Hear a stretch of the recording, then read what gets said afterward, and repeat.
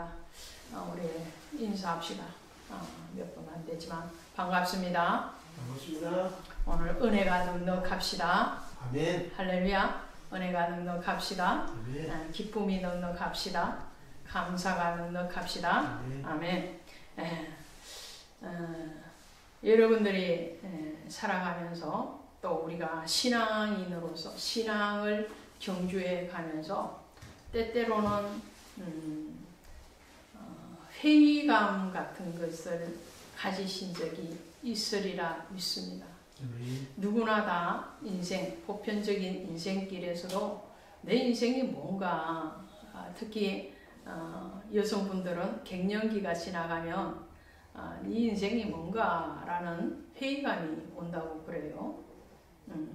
자녀들도 다 출가하고 나고 그러면 살아온 인생이 뭔가라는 회의감이 온다고 그러는데 신앙인들도 예외는 아닌 것 같습니다. 신앙생활을 하면서 내가 지금 신앙생활을 하는데 제대로 하고 있는 건가, 정말 제대로 가고 있는 건가, 또 지금까지 20년 30년 신앙생활 했는데 뭔가라는 그런 회의감이 한두 번 경험 안 해본 사람은 아무도 없을 것 같아요.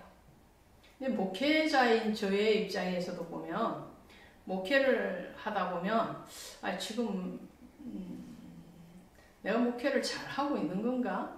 이게 맞는 건가? 지금까지 한 것이 뭔지 그런 생각이 들 때가 있어요. 저에게는 지난 주간도 며칠 동안은 그런 생각이 저를 누르고 있었어요. 근데 오늘 권사님이 기도하시는 내용 중에 한 절이, 내가 사람을 기쁘게 하랴 하나님을 기쁘게 하랴, 사람을 기쁘게 하면 하나님의 종이 아니니라 그랬어요. 그러니까 항상 그런 회의감이 올 때마다 딱 중심을 차리는 게 뭐냐, 하나님 앞에 정말 잘못된 길을 가고 있는가, 하나님 편에서 보면 지금의 이 선택이, 지금의 이 가고 있는 길이 주님 보시기에 악한 것인가 아닌 건가를 기준으로 해요. 그러면 답이 나오더라고요. 이것을 어떤 목사님은 책에서 이렇게 말을 했어요. 운전석이 어느 쪽에 있건 중앙선이 운전석 옆에 있지 않으면 역주행이다. 미국의 운전대랑 우리 한국의 운전대의 위치가 다르다고 그러죠. 다릅니다. 근데 운전대가 오른쪽에 있든 왼쪽에 있든 상관없이 항상 그 운전대에서 보면 운전대와 이 중앙선이 같이 가야 된다는 거예요. 내가 운전하는 그 방향이 오른쪽에 있으면 중앙선도 오른쪽에 있어야 되고, 왼쪽에 운전대를 잡고 있다면 중앙선도 왼쪽에 있다는 거예요. 가만히 보니까 그런 것 같아요. 운전하시는 분은 그걸 생각을 해보면 알 수 있죠. 그런데 내가 오른쪽에 운전을 하고 있는데 중앙선이 오른쪽에 있지 않고 왼쪽에 있으면 이거 역주행하고 있는 거예요. 지금 잘못 가고 있는 거죠. 역주행을 하고 있으면 어떤 일이 일어나나요? 운전 잘하시는 장로님, 역주행을 하면 어떤 일이 일어나요? 교통사고죠. 교통사고, 대형사고가 일어나죠. 그냥 교통사고.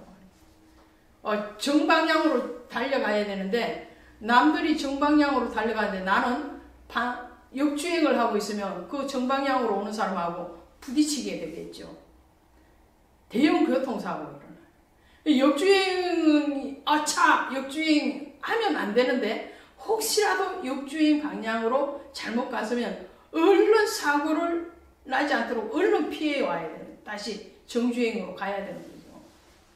자, 오늘 십자가를, 그리스도인에게서 십자가가 항상 나와 달리는 그 방향에 있지 않으면, 예수님의 은혜와 사랑과 진리가 나와 함께 동행하지 않으면 그것은 역주행이라는 거예요.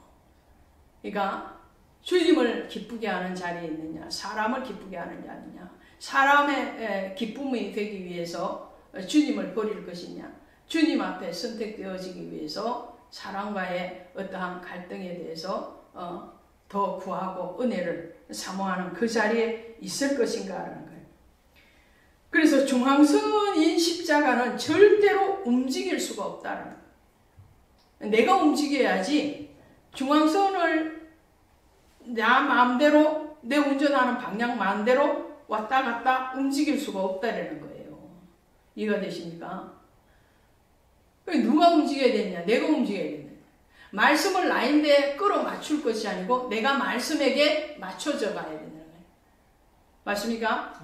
그리스도 예수는, 또 그리스도의 진리는, 말씀의 진리는 내가 그 진리에 맞춰가는 것이지 그 진리를 변질시켜서 나에게 맞춰오는 것은 아니라는 말씀이죠. 그래서 말씀을 자기에게 맞추는 신앙은 역주행이다 라고 글을 써 놓으셨더라고요. 예, 저는 거기에 대해서 이 말씀을, 책을 읽으면서 맞다.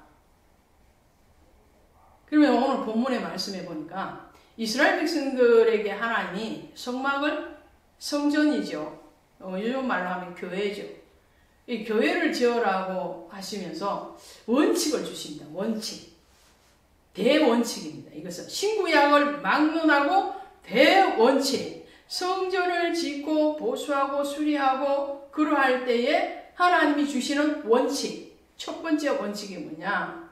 오늘 모세를 통해서 예물을 받아들일 때 그 예물은 어떤 예물을 받아들이기를 원하시느냐면 자원하는 자요, 마음에 감동된 자. 출애굽기 25장 2절에 가시면 기쁜 마음으로 내는 자를, 그것을 너희가 받아라 그래서 기쁜 마음, 자원하는 마음, 자원하는 마음, 기쁜 마음. 오늘 본문에 뭐라고 그러냐면은 마음에 원하는 모든 자, 또 지혜로운 자. 앞서서 35장에 가보십니다. 35장 21절 읽어보십니다. 35장 21절 시작. 마음이 감동된 모든 자와 자원하는 모든 자가 와서 회막을 짓기 위하여 그 속에서 쓸 모든 것을 위하여 거룩한 옷을 위하여 예물을 가져다가 여호와께 드렸더니 곧 마음에 원하는 남녀가, 이렇게 되죠. 마음에 감동된 자, 자원하는 자, 마음에 원하는 자. 오늘 10절, 35장 10절에 가니까 물은 너희 중에 마음이 지혜로운 자, 또 35장 25절에 가니까 마음이 슬기로운 자, 26절에 가니까 마음의 감동을 받아 슬기로운 자, 29절에 가니까 마음에 자원하는 자. 자, 요약을 합시다. 계속 35장, 36장, 출애굽기 25장에서 계속적으로 반복하는 게 뭐냐면 마음이에요. 마음. 여러분의 마음의 밭이 어떠한 상태냐? 저의 마음의 밭이 어떠한 상태냐? 이 마음에 뭐라고요? 마음에 원하는 자, 마음이 기쁜 자, 또 마음이 지혜로운 자, 마음이 감동된 자, 마음이 슬기로운 자, 다 마음밭에서부터 출발을 하는 거예요. 마음밭에서. 그래서 우리 주보에 늘 여기 되어 있잖아요. 잠언서 4장 23절. 물어 지킬 만한 것보다 더욱 내 마음을 지켜라. 할렐루야. 마음을 지켜라. 마음을 지키는데 어디에서 지켜야 되느냐? 그리스도 예수 안에서 지켜라. 할렐루야. 생명의 권한이 어디서 나오느냐? 마음을 지키는 데 있어요. 마음을 지키는 데. 저는 지금까지 강단에 선 지가 해수로 따져보면 18년 됐어요. 전도사 시절까지 하면 20년 됐어요. 근데 제 자녀들에게는 물질을, 그것도 다른 물질 아닌 11조로 강조를 합니다. 왜? 생명이니까. 생명의 주인에게 생명으로 드리는 거니까 자녀에게 11조를 하라고 지금까지 가르쳐왔고, 그게 복받는 첫째 비결이니까.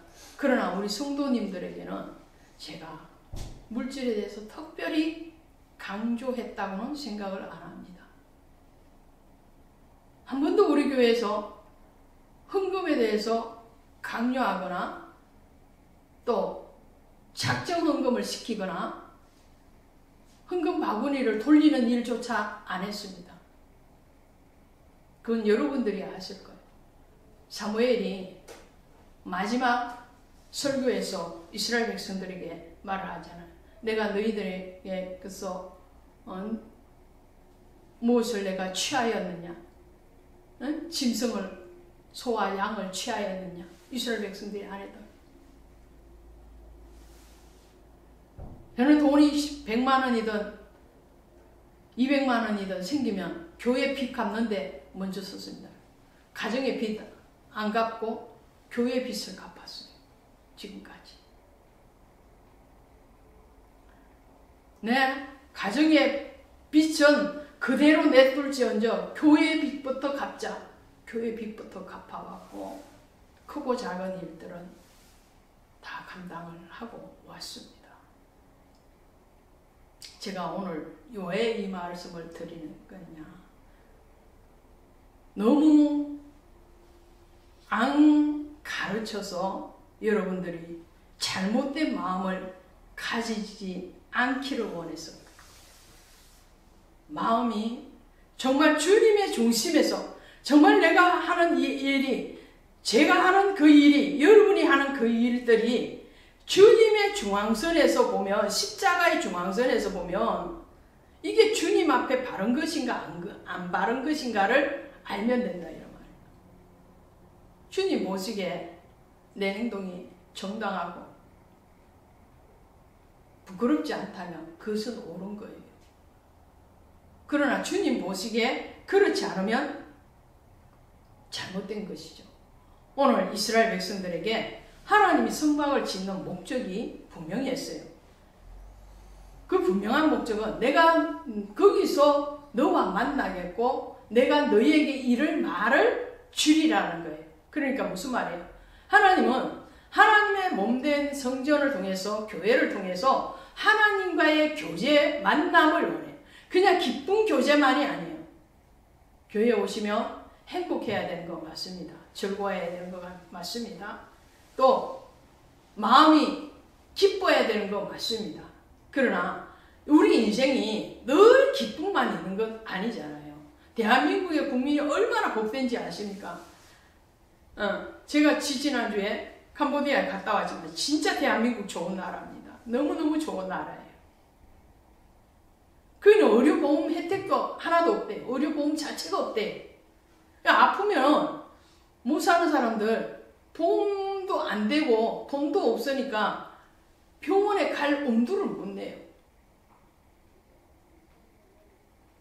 또 계절적으로 대한민국이 얼마나 살기 좋은 나라인지 아시죠? 지금 기후가 온난화되어서 겨울이 겨울 같지 않고 뭐 봄이 봄 같지 않고 그런 현상이 일어나긴 하지만 그래도 대한민국은 사계절이 뚜렷한 그런 계절이에요. 너무너무 추워도 너무너무 춥지 않잖아요. 더워도 너무너무 덥지 않잖아요. 40도 이상까지 올라가는 그런 날씨가 아니잖아요. 근데 캄보디아는 1년 내내 더워요. 1년 내내. 응? 어디 캄보디아만 그렇겠습니까? 다른 많은 나라들이 그렇겠죠. 그러면 이렇게 좋은 나라에서 살기 위해서는 어때요? 우리가 나라를 위해서 기도도 해야 되고 그 나라를 위해서 세금도 내야 되고 그 나라의 통치가 때로는 마음에 안 들어도 견뎌내야 되고 그런 거 아니겠습니까?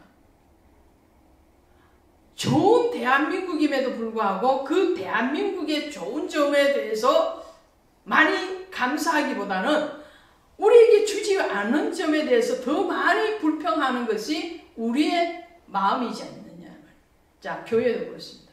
교회도 늘 기쁘고 늘 즐겁고 늘 감사하고 늘 신나면 좋겠지만, 그러나 갈라디아서 6장에 2절에 가니까 바울이 뭐라고 얘기를 하느냐면, 너희가 짐을 서로 지라 그리하여 그리스도의 법을 성취하라 그랬어요. 할렐루야. 그리스도의 법이에요. 세상의 법 아니에요. 사람의 법 아니에요. 그리스도의 법을 성취하는데 짐을 지라 그러거든요. 그 짐은 무슨 짐일까요? 예수 그리스도께서 누구든지 나를 쫓아오려거든 자기 십자가를 지고 나를 쫓았거든요.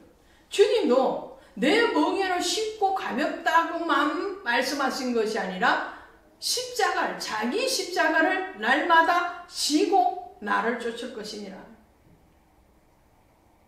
하나님이 성소를 지을 때에 각기 하나님 앞에 그 만남의 교제의 장소를 위해서 하나님의 말씀을 받는 그 일을 위해서 그 성소를 지을 때에 너희 마음에서 자원하는 자, 기뻐하는 자, 감사하는 자, 감동되어진 자, 지혜로운 자, 슬기로운 자가 가지고 오라. 그러면 아직 그 마음밭이 안 됐어. 안 됐으면 어떻게 해요? 안 됐으면 안 드리는 거예요. 그것이 첫 번째 하나님의 법칙이에요. 내가 아직 기쁨이 없어. 아직 감동이 없어. 감동받는 것이 은혜고요. 기뻐하는 것이 은혜예요. 하나님 앞에 감동이 와서 어쩔 수 없으니 정말 어쩔 줄 모르라 하는 그 기쁨이 샘솟는 것, 그것만큼 큰 복이 없습니다.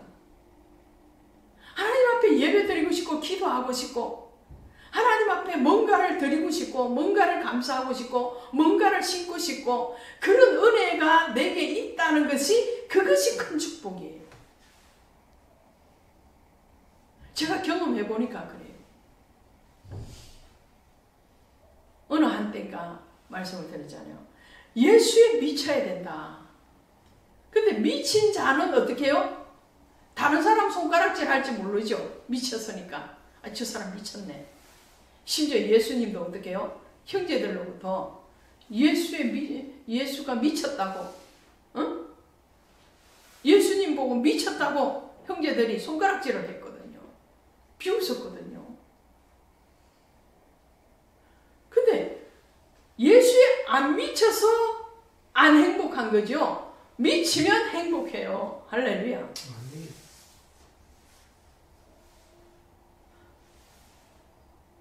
세상의 사람들은, 또 어떤 미치건한 사람들은 예수 미친 사람 욕합니다. 그리고 예수 미친 사람 붙들고 제발 정신 차려 그래. 세상적으로는 정신 차리는 게 맞는데 하나님 앞에는 내가 그리스도 예수를 기쁘게 할 수만 있다면, 내가 그리스도 예수를 더 가까이 할 수만 있다면, 그분과 밤낮으로 동고동락하면 그 즐거움과 그 기쁨이 얼마나 넘치겠느냐 말이에요. 그러니까 내 마음이 감동되어지고 자원하고 지혜롭고 슬기로운 그 마음이 생기는 것이 복이에요. 그 마음이 있다는 것이 복이에요. 드릴 힘이, 사도 바울이 늘 주님 앞에 뭐라고 얘기하냐면, 고린도후서 9장 7절에 가면 대표적으로 이렇게 말합니다. 각각 그 마음에 정한 대로 할 것이요 인색함으로나 억지로 하지 말지니 하나님은 즐겨내는 자를 사랑하시니라. 억지로 하지 말래요. 여러분에게도 제가 선포를 합니다. 억지로 하지 마세요. 또 그것 때문에 시험 들지도 마십시오. 그것 때문에 시험도 들지 마시고 그것 때문에 핑계도 삼지 마십시오. 주님이 내게 은혜를 주시기만을 기도하십시오. 그러나 분명하게 기도해야 될 제목은 뭐냐? 주님, 내게 은혜를 주시옵소서. 내게 감동을 주옵소서. 내가 주님을 정말 사랑할 수 있고 정말 주님 앞에 미쳐보기를 원합니다.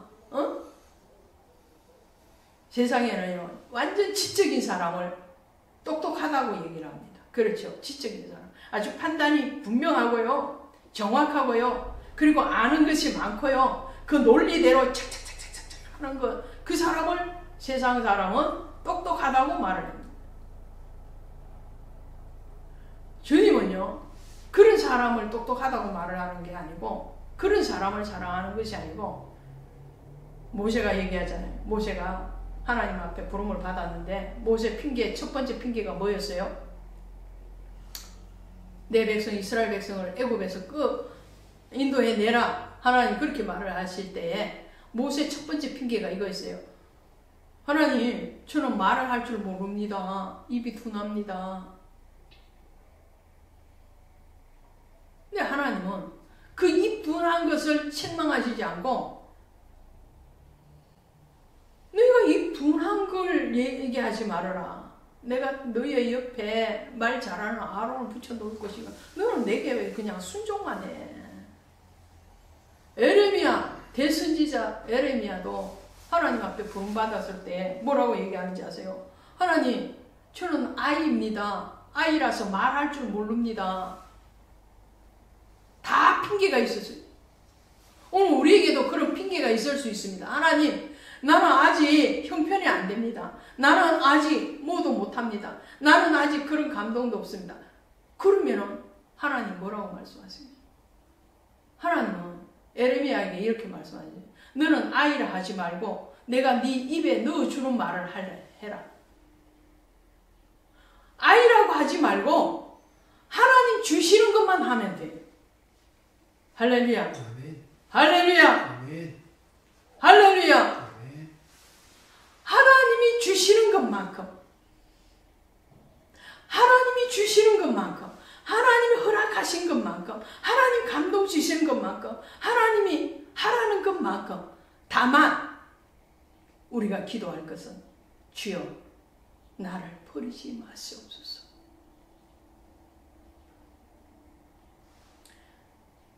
아까 역주행하면 대형 사고가 난다고 그랬어요.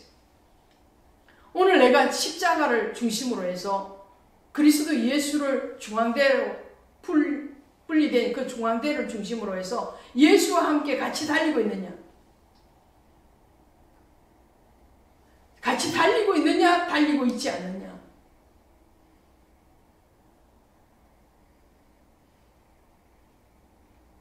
그것만을 점검하시면 됩니다. 다윗이요. 다윗과 사울을 한번 비교를 해볼까요? 다윗은요, 늘 하나님 앞에 기도하는 사람이었잖아요. 그렇다고 다윗이 여러분이 아시는 것처럼 완벽한 사람이었느냐? 아니었죠. 다윗도 연약했습니다. 저도 연약하고요.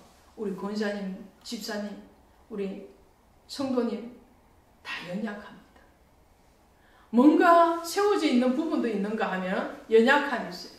다윗이 바세바와의 그런 잘못된 관계 가운데 있을 때에, 하나님의 징계 아래 있을 때에 다윗이 뭐라고 기도하는지 아십니까? 시편에서 이렇게 기도합니다.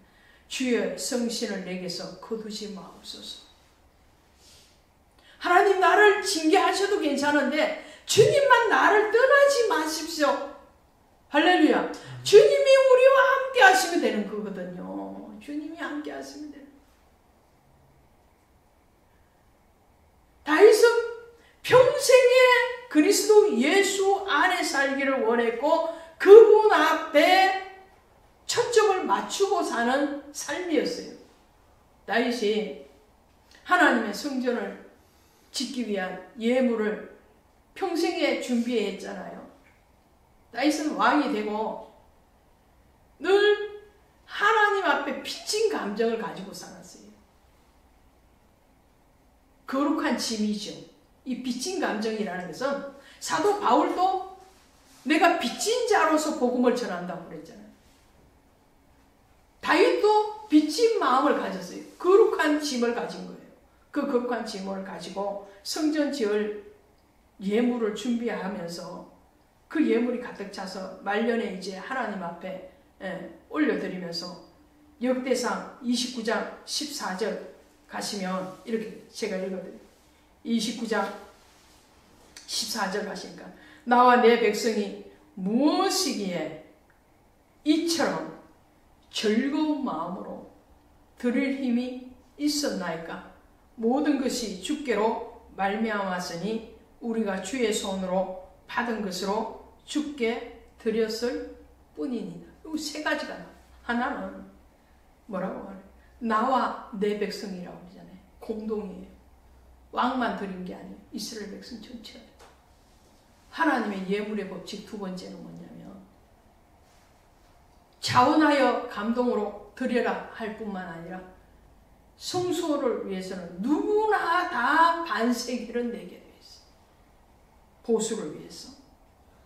근데 다윗과 그의 이스라엘 백성들이 하나님 앞에 즐거운 마음으로 드릴 힘이 있었나이까. 여기서도 마음이라고 해요. 즐거운 마음. 마음이 즐겁게 하나님 앞에 드릴 힘이 있었나이까. 그리고 두 번째 고백하는 게 뭐냐면 이 모든 것은 주님으로부터 온 것이라는 거예요. 고백이죠. 내게 있는 이 모든 물질은 또 내게 주신 이 마음은, 이 감동의 마음은, 이 기쁨의 마음은, 이 지혜로운 마음은 주님이 내게 주신 거예요. 하나님이요, 물질만 줘도 안 돼요. 마음만 줘도 안 돼요. 두 가지 같이 가는데 먼저 가는 게 뭐냐? 마음이다. 마음이 즐거워요. 마음이. 그리고 세 번째 고백하는 게 뭐냐? 주께 받은 것을 주께 드렸을 뿐. 그러니까 내 거 드린 거예요. 주님 거 드린 거예요. 주님께 드린 거예요. 내 게 아니에요. 주님께. 주님께 드린 거예요. 이게 다윗의 마음이에요. 그러나 사울은 그렇지 않았죠. 사울은 하나님과 같이 걷고 같이 동행하는 정주행을 하는 게 아니고 사울은 역주행을 했습니다. 다윗은 주님과 함께 가기를 원했고 사울은 말은 함께 간다고 했는데 그의 행동은 자기를 위해서 역주행을 하는 사람이 사울이었어요. 그 결과는 어떻게 되었습니까? 자, 오늘 우리는 주님 앞에 받은 대로 합시다. 할렐루야. 받은 대로 합시다. 하나님이 우리 입에 넣어주신 대로 합시다. 하나님이 우리에게 분량만큼 은혜를 주셨으니까 그 분량만큼만 감당을 하시면 되고, 다만 기도할 것은 주님, 내게서 성신이 떠나지 않게 하시고 내게 하나님을 사랑할 마음을 더 주십시오. 우리 교회가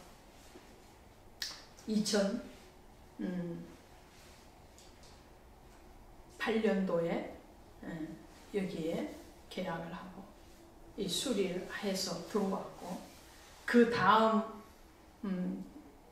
해인 2010년도에 확장 공사를 했고, 그때까지 아무도 통역하시는 분이 우리 교회 안에서는 없었어요. 그리고 요번에 세 번째로 조그마한 공사를 합니다. 큰 공사 아닙니다. 10억짜리 공사도 아니고 5억짜리 공사도 아니고 1억짜리 공사도 아닙니다. 정말 안 하고 가도 됩니다. 안 해도 됩니다. 안 해도 되지만 해도 되는 공사예요. 왜냐?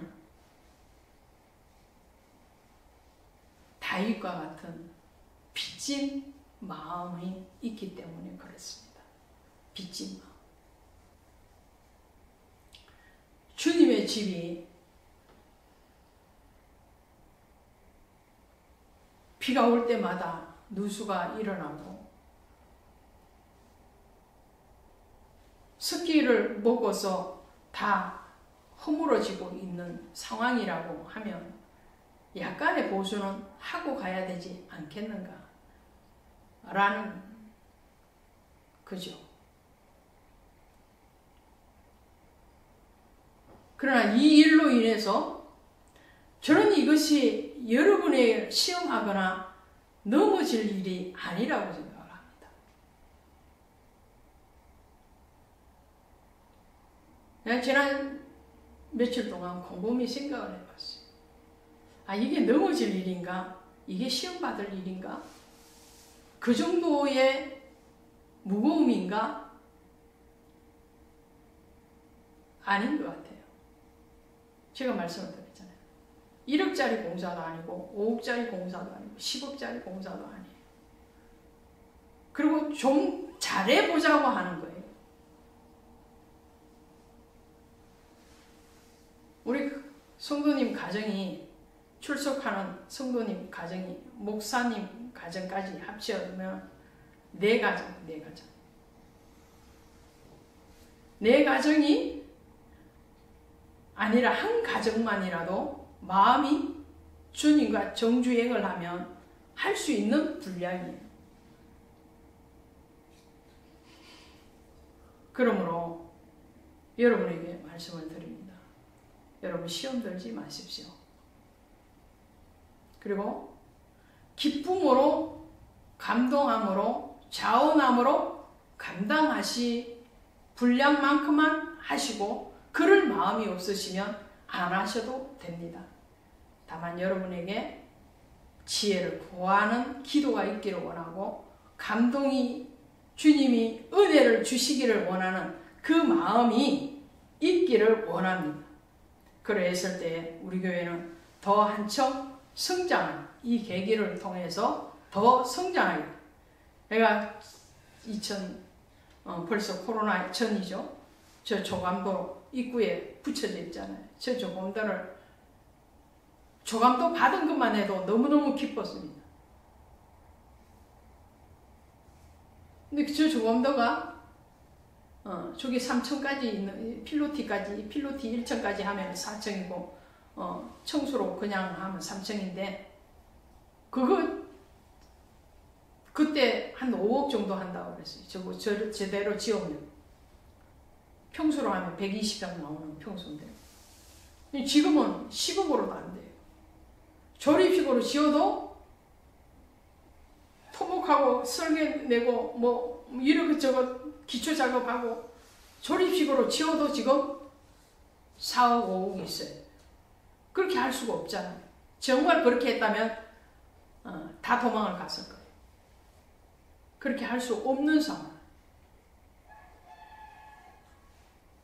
그러면 보수하고 수리해서 이 정도의 장애물은 얼마든지 넘을 수 있는 그런 역량이 있기를 원합니다. 있어야 되는 거예요. 이것도 못 넘으면 이는 정말 5살 어린 아이도 안 되는 거예요. 요 정도도 못 넘는다. 네.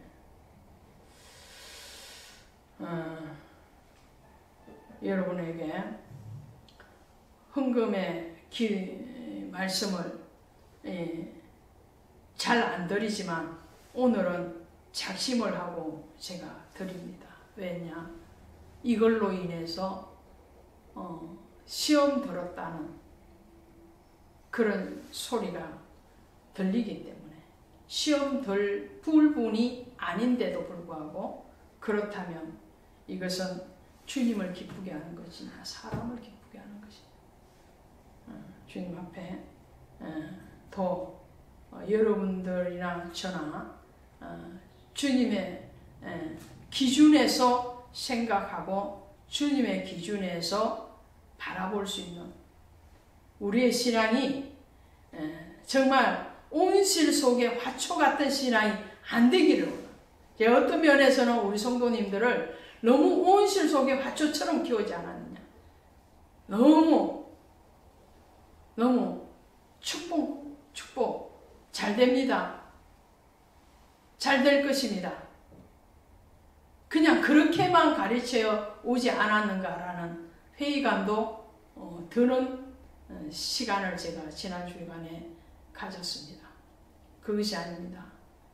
하나님은 때로는 우리가 듣기 거북한 소리를 주님 자신도 하셨고 선지자를 통해서도 수없이 하셨습니다. 이제는 광야에서 막 바람이 불고 짐승이 우글거리는 그 광야에서도 살아남을 수 있는 그런 강인한 신앙이 되시기를 바랍니다. 강인한 신앙.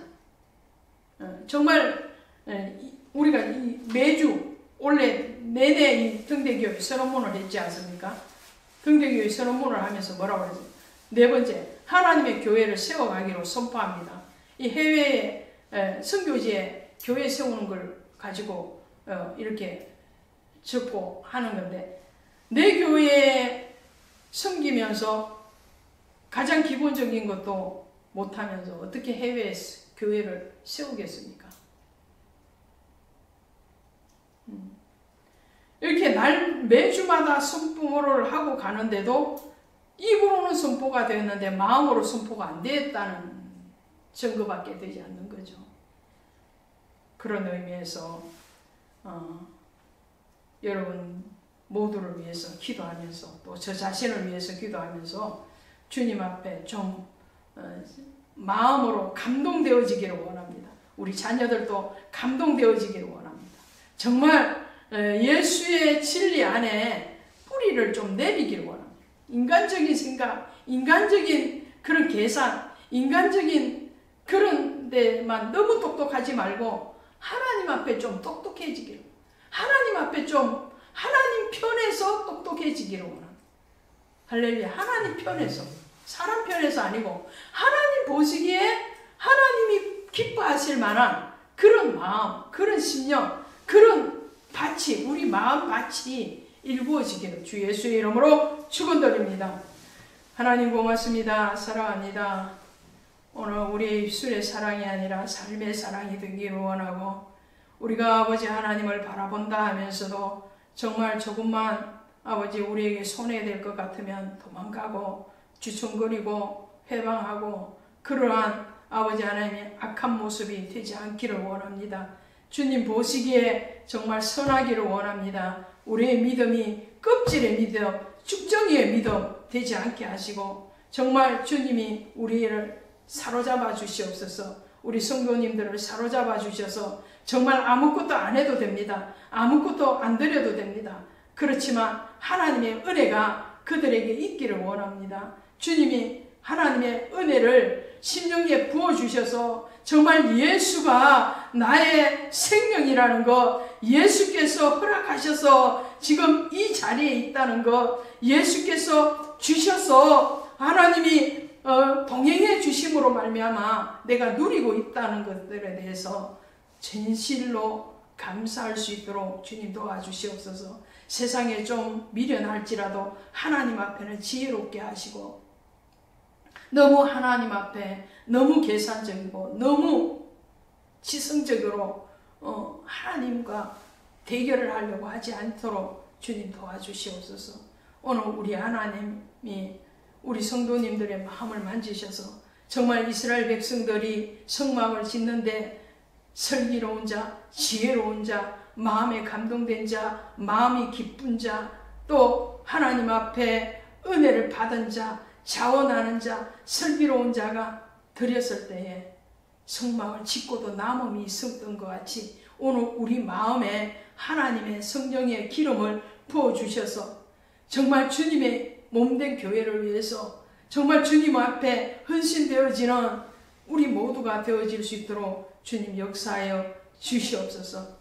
그 신앙이 아니라 속신앙이 되기를 원하고, 하나님이여 입술의 고백이 아니라 신앙의 고백이 되어질 수 있도록 우리 모두를 감동시켜 주시고, 오늘 이 자리에 올라오지 못한 주의 사랑하는 자녀들도 하나님께서 동일한 은혜와 동일한 기름 부음이 있기를 간절히 축원하며 예수 그리스도 이름으로 감사하며 간절히 기도드려서나이다. 아멘.